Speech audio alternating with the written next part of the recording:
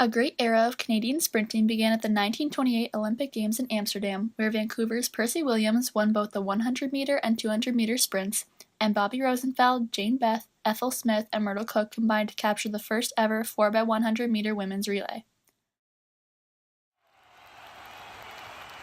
Over the next decade, Canadian sprinters won another 6 medals at the Olympics and 22 at the British Empire Games.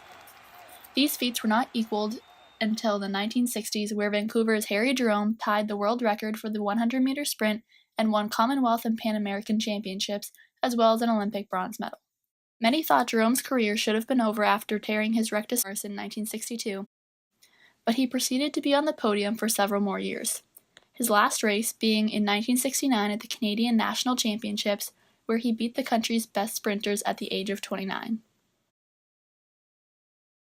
In the 1980s, Canada was seen by many as the country that represented Ben Johnson, the fastest man in the world. Since his debut as a competitive sprinter, the Canadian runner would end up breaking the unbelievable 10-second mark 3 times. His biggest accomplishment being the gold medal finish in the 100-meter final at the 1996 Summer Olympics in Seoul, breaking his previously set world record with a time of 9.79 seconds. But his fame was short-lived once news came about 55 hours later that Ben had tested positive for steroids. As predicted, Canada was deemed a social pariah in the world of track and field at the international level, but the birth of one young man will change all of that.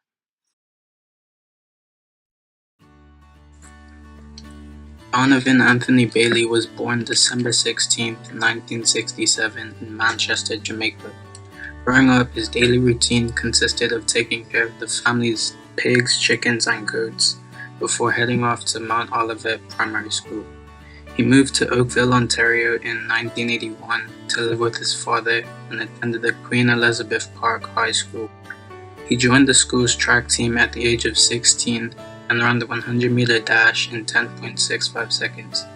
In 1993, Bailey was part of the Canadian team at the World Championships in Germany.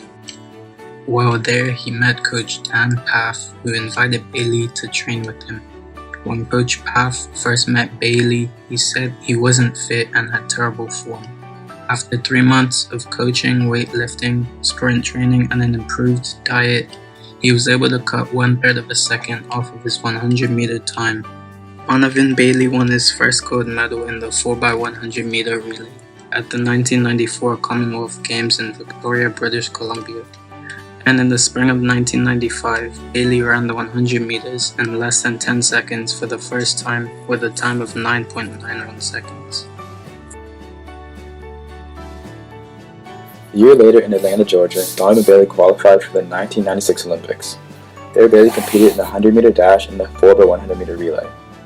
As Bailey stepped into the blocks for the men's 100-meter final, Canadians were hoping the defending world champion could help erase the memories in 1988 when Ben Johnson was stripped of his Olympic gold after testing positive for banned anabolic steroids.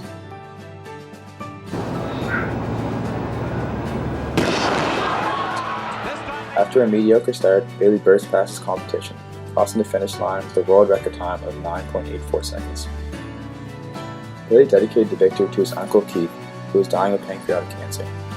What Bailey didn't know was that his uncle had died prior to the race, but his family kept this news from him until after his record-breaking run. A week later, Bailey added another gold in the 4x100-meter relay, along with his teammates Bernice Soren, Glenroy Gilbert, and Robert Esmond. Together they ran a time of 38.31 seconds. Throughout the years following the drug scandal in Seoul, Donovan Bailey and Canada ensured a fair and clean victory in the 100-meter and 100-meter relay. Bailey shocked not only Canada, but the world of sport because people could not believe that a Canadian was the fastest sprinter in the world in an event dominated by Jamaicans and Americans. From a man that gave a country a bad reputation, to the man that redeemed the sport in Canada, and on to the young man that is set to build his legacy in Canadian track and field. Donovan's determination and commitment to track and field not only revived the integrity of Canada's track and field program, but also the country's identity in sport. Images of Donovan Bailey crossing the finish line to become the world's fastest man will always be an iconic moment in Canadian sport history.